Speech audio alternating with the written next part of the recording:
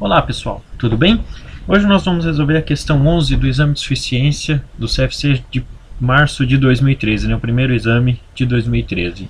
A questão que nós vamos resolver hoje é a questão de DFC, a questão número 11, uma questão de certa forma um pouquinho complicada, é preciso de atenção em diversos pontos para a resolução dessa DFC.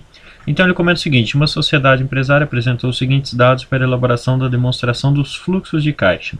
E aí ele demonstra todas as contas de ativo e passivo e o saldo anterior, o débito, o crédito que houve na conta no período e o saldo atual.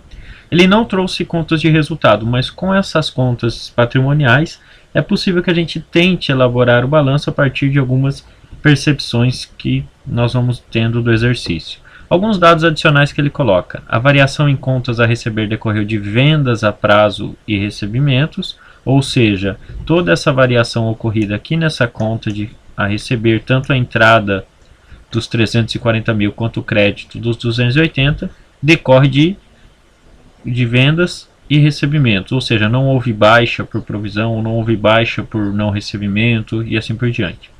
Os investimentos são avaliados pelo método de custos. Aqui também é importante. Por quê? Porque daí nós vamos saber que todo esse aumento que houve, ou seja, todo esse débito que teve aqui, para justificar o aumento para 360, foi na verdade um aumento puro, ou seja, a empresa adquiriu novos investimentos e não foi um aumento por equivalência patrimonial, que é um outro assunto. A variação no imobilizado decorreu de aquisição e depreciação. Então esse valor positivo foi uma compra de imobilizado e esse valor negativo foi uma depreciação. Por que isso é importante? Porque na hora de elaborar deve ser pelo método indireto, esse 7 mil da depreciação é importante para podermos estorná-lo no lucro. O financiamento foi contratado no último dia do período. Por que isso é importante? Porque na verdade quando ele contrata o financiamento aqui de 110 mil, se fosse antes, teria sido reconhecido algum juro no período, alguma taxa, algum juros que decorreu naquele período na DRE. Como foi no último dia, então não teve nenhum juro sendo reconhecido na DRE por enquanto. Então vamos resolver o exercício e eu utilizei como método de resolução o DFC pelo método indireto. Lembrando que o exercício pedia somente o caixa consumido nas atividades operacionais, ou seja, se você não quiser elaborar a DFC inteira, não precisa, é só a atividade operacional. No meu caso eu elaborei inteira para ficar claro que o resultado está correto e o raciocínio é completo da DFC. Primeiro, para fazer a DFC, nós temos um outro vídeo no nosso canal no YouTube que explica sobre os aspectos conceituais e como fazer a DFC pelo método indireto. Aqui nós só estamos aplicando aquilo que nós já ensinamos em outros vídeos. Então, para começar a DFC pelo indireto, sempre começamos pelo lucro do exercício. Você fala: Daniel, eu não tenho DRE, como que eu vou saber o lucro? No final do balanço, ele apresenta aqui lucro do exercício corrente. Ele fala que houve um crédito de 15 mil, então provavelmente a empresa, quando encerrou o balanço, teve um lucro de 15 mil e depois ela acabou tirando esse lucro da empresa. Para quê? Para pagar dividendo. Você percebe claramente esse valor aqui, dividendos obrigatórios a pagar.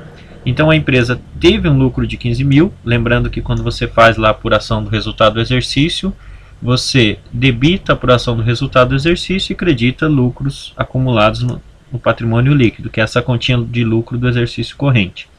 Então o lucro do ano foi 15 mil. Estes 15 mil reais foram já zerados, já zerou a conta de lucros acumulados, porque na verdade essa conta não pode ter saldo no final do ano, e já transferiu para dividendos obrigatórios a pagar. Então, resumo: quanto foi o lucro do período? Olhando aqui na conta, na parte de crédito do lucro acumulado, 15 mil reais. Os 7 mil da depreciação foi aquele comentário que eu fiz. Na elaboração da DFC, como a gente já explicou em outros vídeos, você primeiro coloca o lucro líquido e depois tem que cancelar todos aqueles efeitos que passaram pela DRE, mas não afetaram o caixa, ou então que passaram pela DRE e não pertence à atividade operacional, venda de imobilizado, etc. No caso da depreciação, esse valor nós encontramos aqui, 7 mil reais. Então quer dizer, a empresa teve uma depreciação. Na hora de contabilizar, ela debitou depreciação na DRE e creditou depreciação acumulada. Então por isso, este saldo de 7 mil reais aqui. Já que eu sei que a depreciação foi 7 mil, nesse caso eu vou somá-la. Por que somar? Porque quando eu tive o lucro, lá na DRE, eu fiz provavelmente o seguinte. Na DRE eu peguei a depreciação, descontei, e aí eu encontrei o lucro do período de 15. Como eu sei que a depreciação foi 7, e na verdade eu sei que a depreciação não saiu do caixa, significa que a empresa teve um lucro ajustado de 22 mil, ou seja, os 15 mil do lucro e mais 7 mil da depreciação que não saiu do caixa, portanto, afetou positivamente o caixa da empresa. Depois de encerrado o ajuste do lucro, nós vamos para as variações de contas patrimoniais, ou seja, vamos analisar as contas de ativo e passivo que são operacionais. Como nós vimos em outros vídeos, normalmente são as contas de circulante.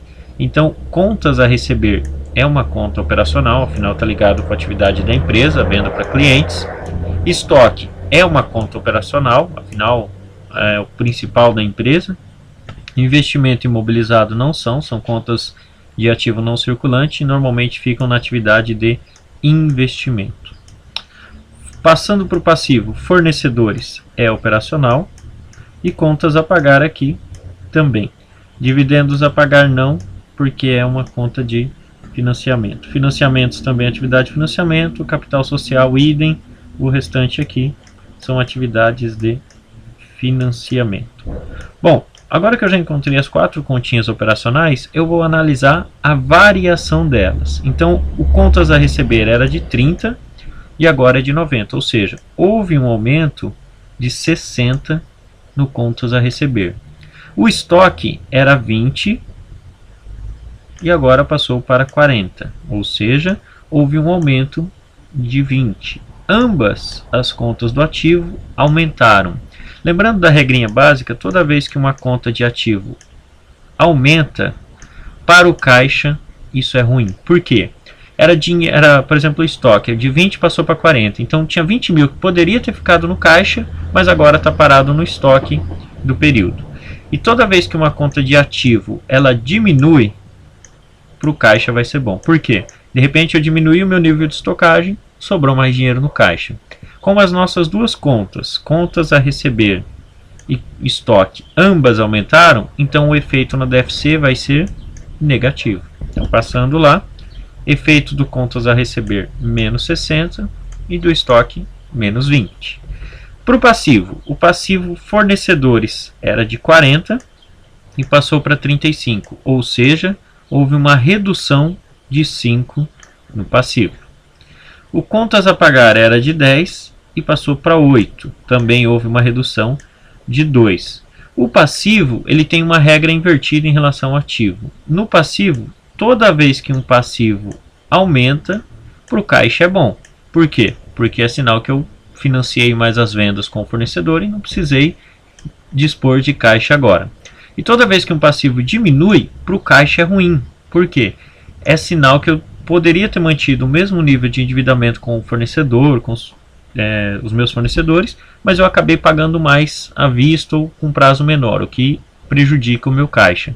Então, como as contas de passivo ambas diminuíram de valor, esse 5 e este 2 vai ter um efeito negativo na DFC.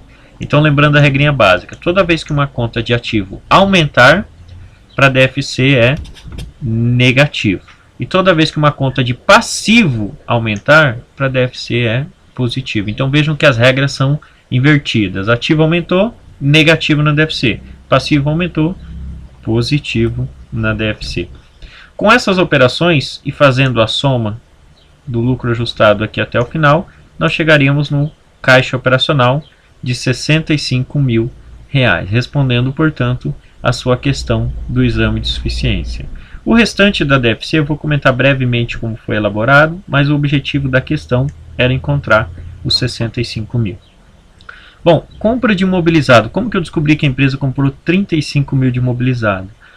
Como eu expliquei já em vídeos anteriores sobre DFC, o ideal é que você separe o que é operacional, investimento e financiamento dentro da DFC. Aí fica mais fácil de fazer. Investimento, a gente viu aqui que tem a conta de investimento e a conta de imobilizado. Imobilizado tinha R$50 mil houve um débito de 35 e um crédito de 7. O crédito a gente já sabe que foi a depreciação. O débito, normalmente no imobilizado, são aquisições de imobilizado. Comprou 35 mil de imobilizado. E não tem nenhuma conta no passivo que identifique que esse imobilizado não foi pago. Não tem o imobilizado a pagar, financiamentos de imobilizado e assim por diante. Então tudo leva a crer que esses 35 mil reais de aquisição de imobilizado foram pagos à vista. Então nesse caso, fazendo esta continha, nós vamos chegar que esses 35 mil foram já pagos. Então esse débito de 35 mil aqui no imobilizado, na verdade, foi uma aquisição de imobilizado que já foi pago, o que é o mais importante. Sempre tem que ter sido pago, senão não passa pela DFC, afinal DFC é caixa. Investimento. Investimento, o exercício falou para a gente que eles mensuram pelo método de custo, ou seja, independente se a empresa adquirida tiver lucro ou não, eu não mexo em nada no meu balanço, na minha conta de investimento. Então o investimento era de 290 e ganhou mais 70. Ou seja, a empresa comprou mais 70 mil de ações. Esse aumento foi um aumento por aquisição de novas companhias. Então com isso eu também tenho aqui uma saída de caixa de menos 70. Com isso a atividade de investimento consumiu 105 mil. 35 de imobilizado, 70 de investimento. Atividade de financiamento. Como a gente já separou aqui no final, a atividade de financiamento teve o seguinte: capital social era 350, aumentou mais 90, foi para 440. Então houve um aumento de capital de 90 mil. Como esse dinheiro entrou na empresa, então o saldo é positivo. Ok? Captação de empréstimos. A empresa tinha financiamentos, não tinha financiamentos, saldo zero. E agora tem 110 mil, ou seja, a empresa captou no mercado 110 mil reais emprestado. Como esse dinheiro entrou no caixa, saldo positivo. Então, a atividade de investimento, de financiamento, perdão, aqui está errado. A atividade de financiamento, ela gerou, na verdade, 200 mil reais de caixa. Bom, aí você vai falar, e essa atividade de dividendo que ficou solto aqui dentro do passivo? Bom, a pergunta é simples, já foi pago? Nesse caso, a gente pode ver claramente que ainda não, por isso que está no passivo. Como não foi pago, então não passou pelo caixa. Se não passou pelo caixa, não aparece na DFC. Bom, somando agora, 200 mil reais da atividade de financiamento, com 105 mil reais negativo da atividade de investimento e 65 mil reais negativo da atividade operacional, nós vamos chegar num total de 30. Então, menos 65, com menos 105, com mais 200 mil, vai dar 30 mil. O que é os 30 mil? Exatamente a variação de caixa que nós precisávamos explicar. O caixa no início era de 10 mil, caixa da empresa no começo do ano era 10 mil, e agora passou para 40 mil. Então era isso que a gente precisava explicar. Por que o caixa precisava do ponto de vista da DFC, né? Por que o caixa aumentou 30? Então, porque o financiamento trouxe 200 mil, mas a operação levou 65 e o investimento levou 105 mil. No caso da questão específica do CFC, ela só queria saber isso aqui, 65 mil reais. Por essa forma, você já chegaria ao resultado. Nós temos outras questões no nosso canal no YouTube e também outras informações sobre contabilidade no site www.danielnogueira.com.br. Se você gostou do vídeo, por favor, curta o vídeo, assine nosso canal e divulgue para seus amigos. Um grande abraço e boa sorte na prova do exame de suficiência.